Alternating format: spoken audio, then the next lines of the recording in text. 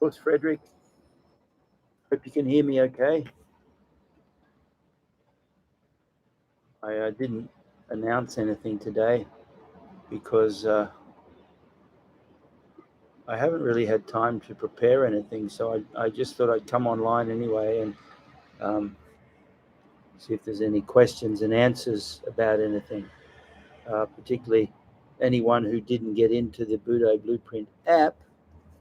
I've had a lot of people inquiring about what happens next with the app, and so I just thought I'd come on if anyone has any questions about that. Not so much the people in the app, because we have our private Facebook group, but anyone who's not in the app. Thanks for getting back to me too about those books to Poland. That was a bit of a bummer. Some of them got quite damaged. It just looks like they fell off a I don't know, fell off something. You know how it is. But anyway, so here we are. Nice day again out there in the world. Bit cloudy today. Us Marco, how you going? Vinny, us from Hong Kong. Good to see you, man. Hope everything's safe and well. Qantas is talking about opening up to Hong Kong again. So I'll be over there sooner than later. I can't promise, but I'm thinking February or March. The problem is not Hong Kong or Australia. It's just that my state still has strict quarantine rules. So if I go to Hong Kong for a couple of days and come back, I'll have to self-quarantine for 2 weeks, which is no good. Oh, Chrissy, I texted her to see if it's still raining. I think she said she was going out to the snorkeling today. So I guess if it's rainy, it won't. As long as the water's clear underneath, it should be okay. So my wife Sakura is up north, where Chris, my nephew, lives, up in the Barrier Reef, having a bit of a holiday with her friend. Left me alone by myself. But anyway, I'm getting plenty of training done, that's for sure. I don't know yet, Marco. Not yet. I had a call from the company to say could be any second.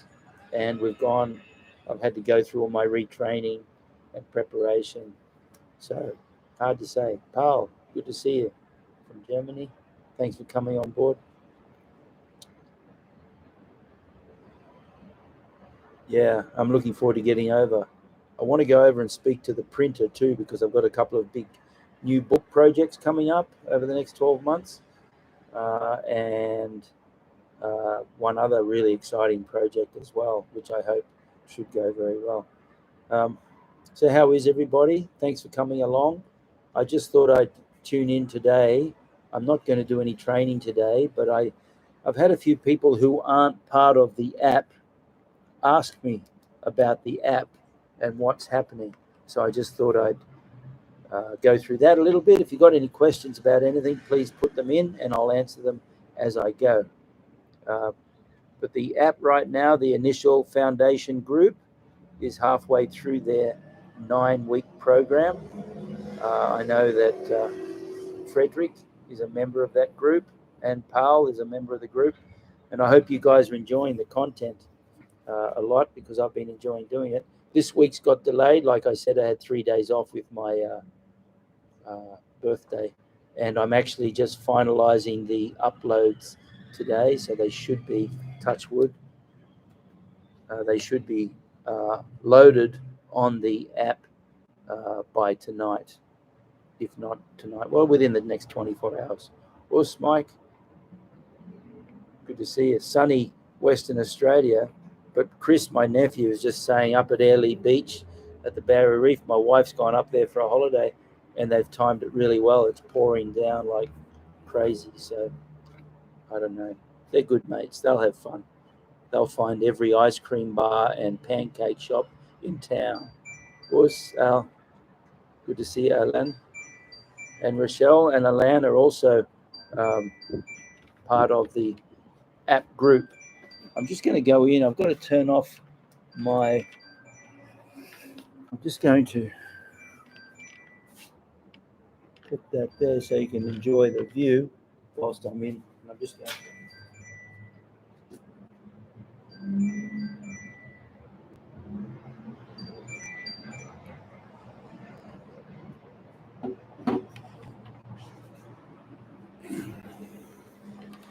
Who's Gary? How are you? Yeah, indeed. She's been getting ready for it, and I think her two loves in life are gelato ice cream and anything that contains sugar. Who's Rochelle? Yeah, you're enjoying it. Thank you so much. I'm glad. Um, so that's the 9 week app that I'm talking about, the 9 week program, which is the first level of the new app, my Budo Blueprint app, which was Doug. Good to see you, man. Hope all's well. Hope training's going well. So the 9 week program is the initial program. It's actually more realistically more like 9 to 12 months of content. And there are so many aspects to it, so many drills, everything like that. So I'm pretty excited about it. And so far the feedback's been wonderful. And that's, of course, the whole idea of the initial group is to get that feedback and keep improving, improving, improving, improving. Yep, I hear you, Mike. Unfortunately, when you get to our age, and I hope I'm not being presumptuous by saying that, but the calories certainly like us too. They don't drop off the way they used to. Anyway, of course. So I hope all's well. Alan, how are you going with the app? I hope you're finding something useful. And like we said, it's just a matter of zeroing in on one area of the content and just focusing on that. But I also mentioned earlier that I'm pretty excited. I'm trying to get over Vince. See, Vince Le Mota, he's from Hong Kong. He's the branch chief of So Kyokushin in Hong Kong. And I've got to try and get over to Hong Kong, one, to catch up with Vince, but also I've got to have a meeting with my printer so that I can organize the next two books. First book is the extended large format coffee table version of the Budo Blueprint. That's going to be very exciting with lots of beautiful new calligraphies and new layouts and everything. And the other project, of course, is the big training book project I have, which is actually called the Budo Blueprint, and it contains a lot of stuff. Yes, don't worry about conditioning, Al. That can come and go at any time. And balance is everything. Yeah, I learned to balance the ice cream with the cake. I had a friend, Mike. He was a bit of. I honestly don't even know that he's still alive. I wouldn't be surprised if he's not. But he used to say he'd discovered the perfect diet, the perfect balanced diet. He said he eat meat pies, as many meat pies as he wants. And you know, the pastry of meat pies, you can feel it puts a coating on your mouth. And he said he eat the meat pies and it puts a coating on his stomach. Then he drinks a liter of Coke and that takes the lining off and he's back to perfect health again. I swear he's dead now if he lived on meat pies and Coke. But anyway, different people have a different idea when you say balance, that's for sure. I'm not staying long today. I wanted to come on and see everybody, say hello. I've got another big project coming up. I'm working with Brad Hanson, my good buddy, who he's an Aussie, but he lives in America now. Brad and I have got a big project coming up that's going to be absolutely fantastic for both of us. So as soon as the COVID lockdowns change and I'm able to get in and out of my own state without having to do 14 days quarantine, I'll be off like a bullet. And that'll be very exciting because there's going to be a lot of content that I'll be using for the app as well.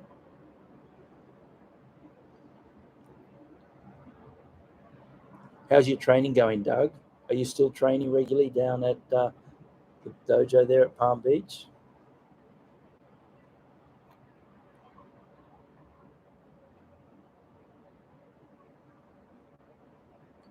Doug was one of my students when he was a young man. Now he's a family man with children and everything.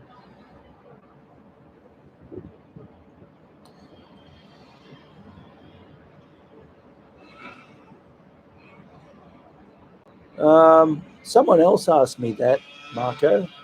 Someone asked me if I'd like to do it. The problem, yeah, look, I think someone may even be halfway into it. Uh, I'm a little concerned that the history may be incomplete or a little bit inaccurate. Um, Not really, Marco. I don't see it as a project that would return a lot. It'd be very time consuming to get it accurate. I could see a documentary, like a 1 or 2 hour documentary in video form, though. And one of my early instructors, Brian Ellison, who was Pete Collis's main instructor, Brian moved to the Gold Coast in about 74 or 75. He was down at Coolangatta. And as I've said before, I used to hitchhike from one end to the other. And from Surfers to Coolangatta was just a little bit too far to hitchhike there and back. So I didn't get down to see him all the time, but I did train a lot with him. Very impressive, amazing karate man in his day. Uh, Absolutely inspiring. But anyway, I understand that he has started a documentary project, which would be very exciting. But you've got to deal with the politics too, because Kyokushin has become so compartmentalized that you can't please everyone, which means it could run into problems. Injured my back in an accident. Oh, I'm sorry to hear that, Doug. Was it a bad accident? I hope it wasn't a road accident or anything. Or was it a fall? I hope your back recovers fairly quickly. I was just talking to another friend recently who had a car accident and is constant pain from the top of his spine to the bottom of his spine. Just, very, that's tough. Yeah, I think you're right, Mike. This is why you could probably tell when Marco asked. It's like I'm going, yeah, no. It doesn't matter what happens. Everybody has very poor hindsight. They tend to recreate their history. They talk about what they did or didn't do in exaggerated terms, and they hope that after 40 years, people don't remember. But people remember. People aren't stupid.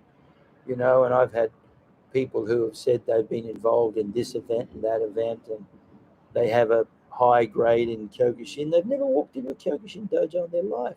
And if they have, they've walked in, looked, and walked out.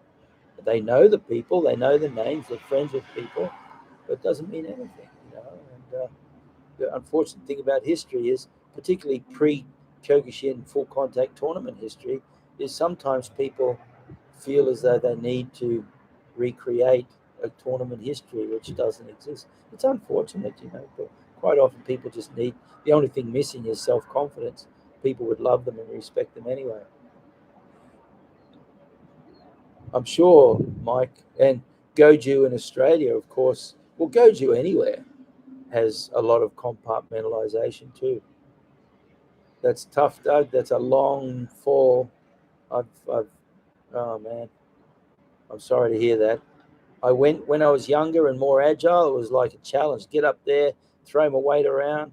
You know, last time I had to clear leaves off a roof, I actually did it standing on a ladder, reaching up and clearing the leaves that way. I refuse to get up on the roof. It's just a little bit too dangerous for me now. I'm serious to know about how strict Salso was about grading.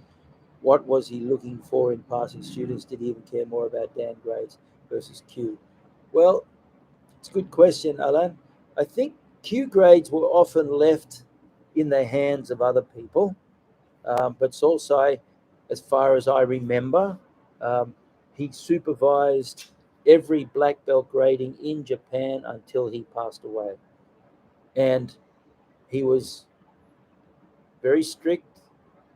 They used a numerical system, from what I could tell, You know, if you're really strong here, well, you might get 10 out of 10. You're weak there, you might get 6 out of 10. But as long as you had the points, you'd still get your grade to go. You need to pick that area up. So I graded with, when I did my second Dan under Solsai in 1984, one of the gentlemen that I did it with, who consequently went on to head one of the major groups in the world. I won't mention his name, it's not necessary.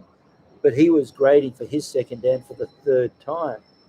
And twice he'd failed, and he was a very strong fighter. He was an All Japan champion in his weight division. So there was no doubting he was a tough, hard guy.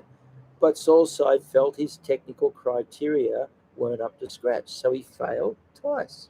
Plus, the gradings were tough. One day was the fitness and technique. You do all your basics, all your kata, moving basics, very traditional stuff. Your fitness work, some really funky fitness work. Look, I had a little Karawong turn up on the. Can you see the Karawong on the balcony? Just flew in just right now. And the second day was all Kumite, you know, and so he was very strict about what he expected. But of course, he was also flexible. He understood that, you know, karate is not just the punching and kicking. Karate is a way of life. But to balance that way of life, you need a really solid foundation of strong karate. And that's what we had. And ultimately, it's very hard to argue that the strongest representation of the quality of karate is your ability to fight. You know, there's some styles they don't even fight anymore. It's all about, and age is different. I'm not talking about people like me. I couldn't fight my way out of a paper bag. But the young people, the young fighters in any dojo should represent the dojo in a very strong, proud way. And like also said, without that real experience is no proof, without proof, no trust, without trust is no respect. Well, karate as we know it is a lifestyle, it's a way of life. But that way of life, it often has the challenge that people will leave out parts of it. But that way of life only exists because of a foundation of very strong karate. Otherwise, it just doesn't exist at all. And so we can never lose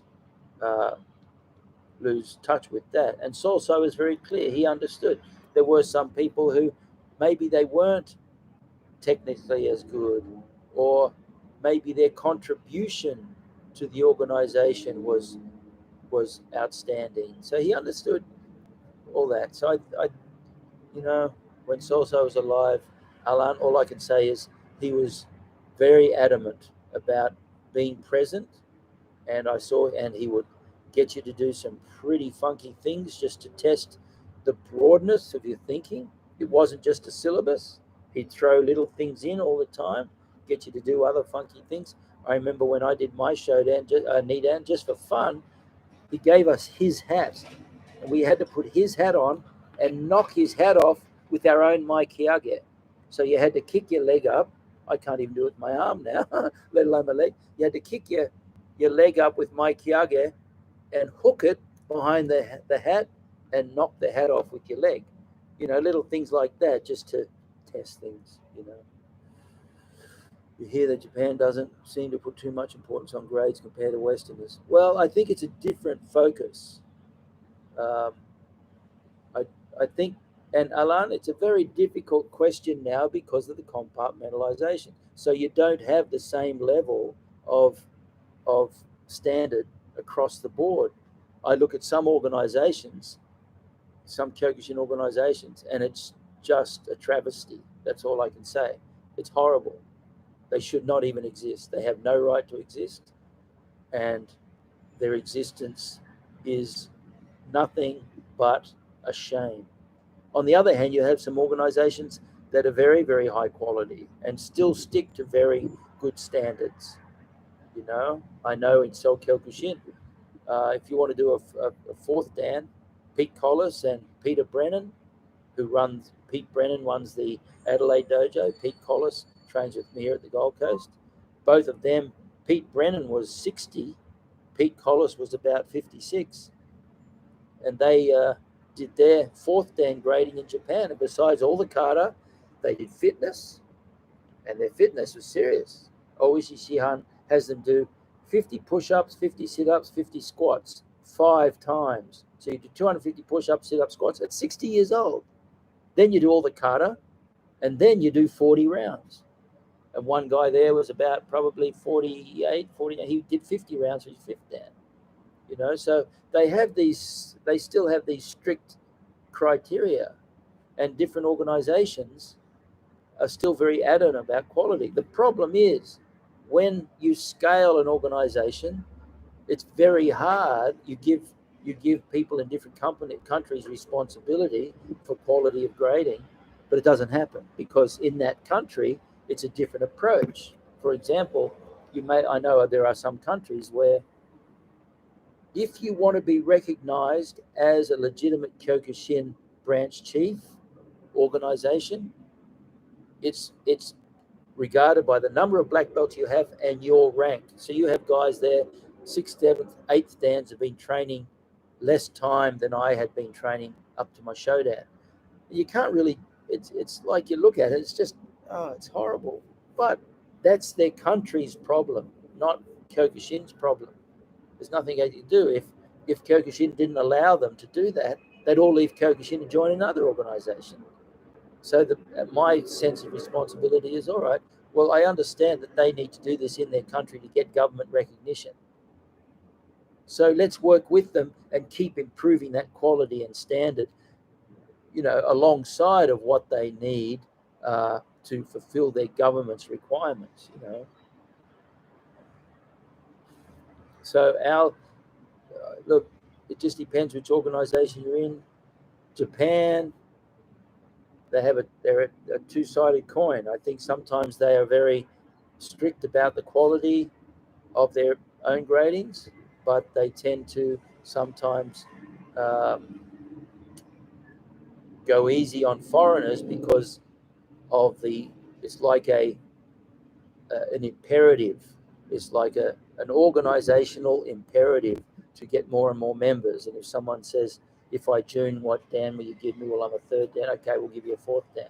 And the same person 6 months later goes somewhere else. So you've got people out there who 5th, 6th, 7th, 8th dans don't even know their left hand from their right. It's a mess. It's a mess. It's a travesty. And it's a shame. So all we can do is do our best to represent Kyokushin in a way that that gives it trust and gives it respect, and not worry about the rest.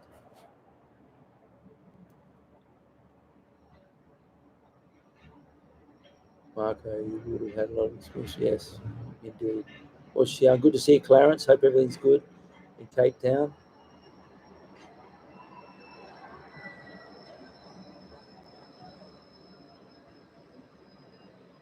Dino, welcome. Thanks for coming along. Looking for any Kyokushin in Central Texas near Austin. Let me double check for you, Dino. I'll look it up, see what I can find. So stay in touch.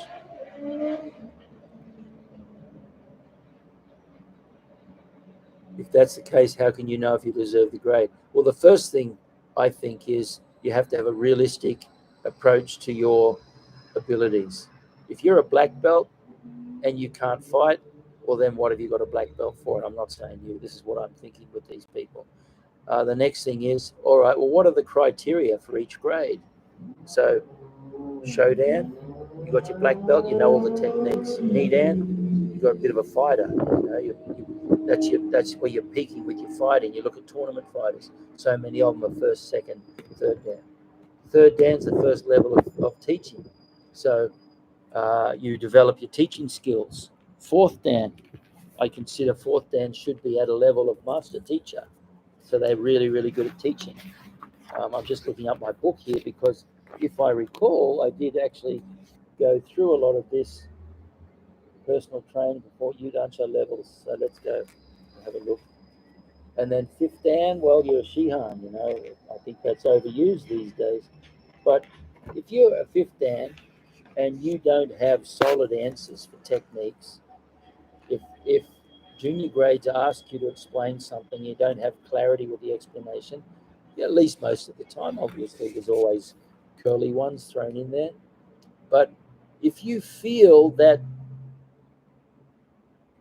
you're not at least 90 to 95% clear about everything to do with Kyokushin and you're a fifth dan and above, well, then that's when I'd go, oh, you know, why did you accept the fifth dan? You know, I've been from time to time offered grades and I'm just going, no, I don't feel I'm ready for it. I have a clear picture in my mind of what I should have been at a fourth dan or a fifth dan or a sixth dan or a seventh dan, you know, and the flip side is if I see someone like when I was a fifth dan, let's say, I'd see sixth, seventh, eighth dans, and I wonder where they got their grade, but at the same time, it's not for me to judge. I just use that as an example of how I don't want to be, you know. So I think the best way is to recognize that ultimately our consistency is key. You don't have to be the world's greatest, but you do have to be as consistent as anyone. And I think that that daily step-by-step process, especially as you hit 40 and then 50, then 60, if you are training every day, like I've often said, it's not you're only as good as your last workout, because your last serious workout might have been 20 years ago. You're only as good as this morning's workout. And then again, the quality of that workout may have been second rate.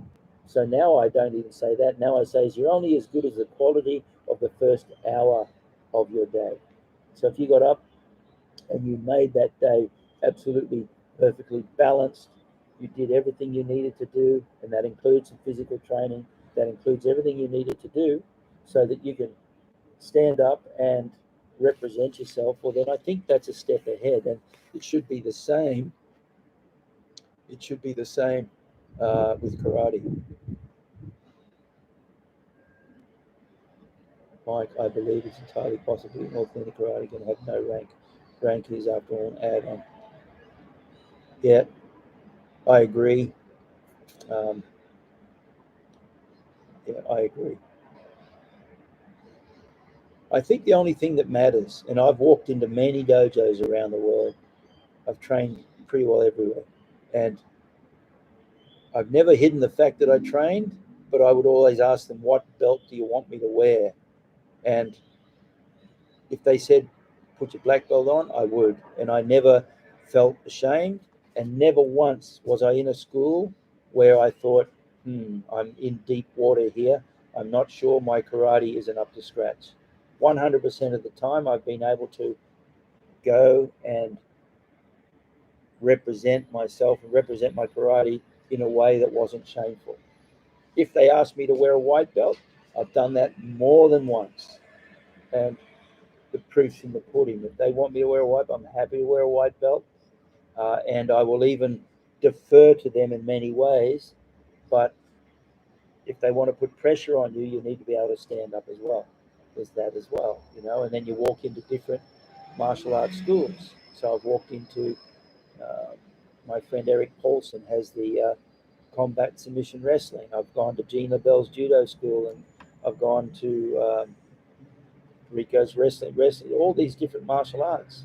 And I love the martial arts so much that I'm like a kid in a toy shop every single time, and I think that shows through in your training anyway. We have one guy who's actually 80, extremely online guy. That's a really unusual name, extremely online guy. But anyway, I have one friend, Rob, who he was training in his 20s when I was a kid, and late 20s, probably 29, maybe 30. Actually, I think maybe 32, 33. But he's 80. He turned 80 last year, and he's still training, and he comes along. And the fact that he still moves regularly and participates in the dojo, of course, an 80-year-old man is not going to be able to, uh, participate in a lot of things in the dojo. But he attends regularly without fail. He does his warm up, he does his basics and his training, And I think that's what happens. If I'm still training when I'm 80, I'll be wrapped. Clear as mud. What's clear as mud? Extremely online guide. Mike, I began Kobudo in 2006. Still wear my white belt. Funny enough, my technique's no worse or better because of yeah, exactly. Ocean, sorry I'm late. I'll do my push-ups after the session. Yep. It's funny. I was talking to Daniel the other day. One of the things I'm getting ready to present in the app is the 15-minute project that I was talking to Daniel about, and you know, I think that's pretty exciting. I can see that one of the things that scared people away from Kyokushin is it was not uncommon to do 2.5 hour hard 2.5 hour solid sessions, you know. But now times are changing, and I think people's expectations are changing as well. So those 2.5 hour sessions, 2 hour, 1.5, and I still have no problem with people doing 1 hour sessions, particularly when you're a little older. And if you've done your preparation before, there you go. That's Rob. Rob was the one I was talking about, extremely online guy. Um, Rob Wall there, he's the one who's still training regularly at 80. He's the one I mentioned. But anyway, I can see if the training philosophy is solid, I can see how that makes a lot of sense to do 1 hour sessions. It's what you do before that 1 hour and after the 1 hour that makes all the difference.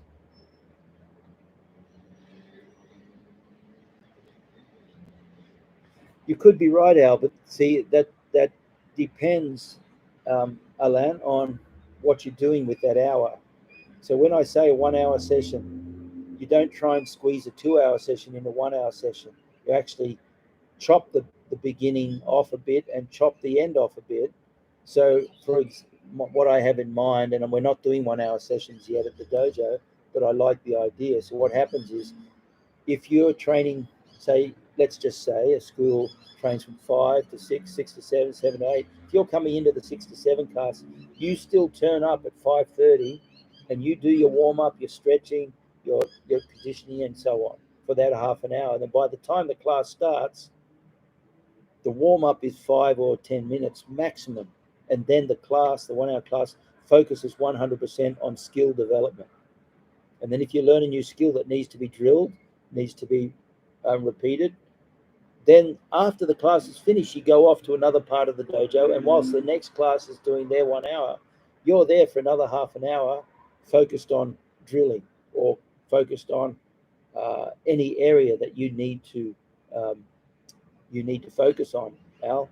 And I know that if you get in early and you stay late, that 1 hour is actually more like a 2 hour session. The only difference is you have more say in the content of your training. For that 1 hour, you have no say because the instructor's taking it, unless, of course, you're the instructor. But if you're a student, you go in early, you focus on what you need to do. So if your flexibility is falling short, well, then you can focus more time on flexibility. After training, if you want to drill, you say, I want to drill this technique, bang, bang, bang, and you work it 200 times with a partner, then I can tell you now you'll walk out having really nailed something worthwhile. I was looking at this book about the ranks. So you're asking me about the different rank levels. So the first and second Dan is the physical levels. That's where your highest point in energetic physical training. I'm just not going to read the whole lot. Third, fourth, and fifth Dan is the foundations of yellow. That's the intellectual levels. So that's the expert karateka spent many years polishing his craft, and his experiences reflected in the depth of his skill. That skill level continues to deepen as he implies his intelligence to everything he does. Age needs to be considered. Someone who has trained hard through the years must take care of his body as middle age approaches. And that's the number one criteria. Go home without an injury. If you're training regularly, and denying the fact that the body's aging and getting injured, well, then you need to rest the injuries, and you need to reconsider the way you're training, because injuries are the enemy. That's all. Okay, so you imply the intelligence. 6 Dan and above, that's more a deep blue level. So here you're constantly looking for that inner spiritual balance and that physical, mental, spiritual balance through your life, that life balance. If you're a sixth, seventh, eighth dan, you're like an eighth dan or a ninth dan in karate, and you can't even control your emotions, or if you swear at old ladies as they cut you off in the traffic. I mean, if you're there's an old saying, and I wrote it in my book somewhere: a saint who is sad is a sad, sad saint. Well, what that means is, you know, it may be one thing that you have been given the title of a saint, but if you're living a sad, dark, angry life, well, you're not much of a saint as far as I'm concerned. Last week I was called a drifter by a seventh Dan Shihan who's more than 50 years of training because I train with friends. Well, what can I say, Clarence? What if someone said to me, you're a bit of a drifter, I go, thank you. Because I've got 50 years in Kyokushin and my loyalty to Kyokushin has never wavered, but I've done exactly what you did. I've gone into BJJ boxing. I haven't trained Shotokan, maybe once, but I've trained Goju. I had my Shodan in Goju and all these different things. And if people said to me, you're a bit of a drifter, I go, yes, isn't it great? Because that's what's given my karate such a different perspective, you know.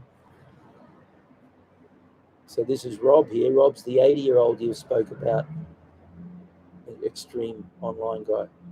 I do 1 hour bike ride most days and throw in some push-ups, sit-ups, and squats. If I did not, I doubt I get through our dojo sessions. Yeah, well, good on you, Rob. When I pointed out that Selsei said everyone is your teacher, his response was that no one can teach him anything anymore. That attitude that makes it easy.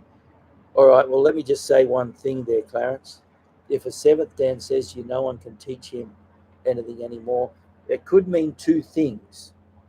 One is his ego, he might be extremely good, but his ego has got, so the cup is full sort of thing, and he has got a little out of control.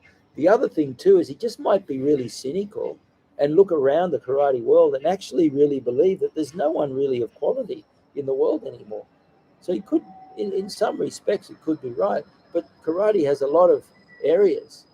So you can't just say no one can teach him anymore, because no one can teach you what? Can they teach you kumite? Are they able to teach you kata? Can they break down the kata and give bunkai? Can they teach you self-defense? Can they teach you how to transition through the ranges? I mean, that when someone says no one can teach me anything anymore, well, I would say, what exactly do you mean by that? That could mean that you think you're too good to be taught anything, or it means that you think as much as you're hungry to learn more, you just can't find anyone who's able to teach you. Which one is it, So anyway, I don't want to defend him. I don't even know who it is. But there's two sides to that story as well. Doesn't sound too good. No one can teach me anything anymore. That attitude that makes it easy for them to accept those high grades. Oh, look, there are 10th Dans out there, 10th, 9th, 8th Dans who, but you can spend your whole life. It's like getting caught up in politics, and every day is you're online surfing for political discussion, and you get sucked into the left wing or the right wing, and everything you do is a political discussion. Well, it's a little exhausting for the people around you. Well, it's the same with uh, with the martial arts. If you're not a happy person, who cares what Dan you are? Because you're just failing in the most fundamental thing on life: how to be nice to people, how to be kind, how to be receptive, how to live a balanced life. You've got to balance the pancakes and the gelato ice cream. But anyway, look, thanks for some of that discussion, fellas. I'm really glad. Good to see you, Rob. Appreciate you come along. I was just talking to Rob on the phone earlier today. Thank you, everybody, for coming. We'll wind it up. I think I enjoyed that discussion. There's some good questions there. Alan, thank you for your questions. And everybody, thank you for your input. I'll look forward to seeing you again. Mike Clark, thank you as always. It's a real honor to have you come along. Daniel, everybody, all the Budo Blueprint app members, thank you very much for your participation. And I just think every time we have those Zoom meetings on Saturday and Sunday morning, if you can attend those, there's always some great discussion there. But anyway, thank you very much. Us, Pete, Us, thank you. Yes, indeed, everybody. Good, Dankeschön. See ya. Thanks.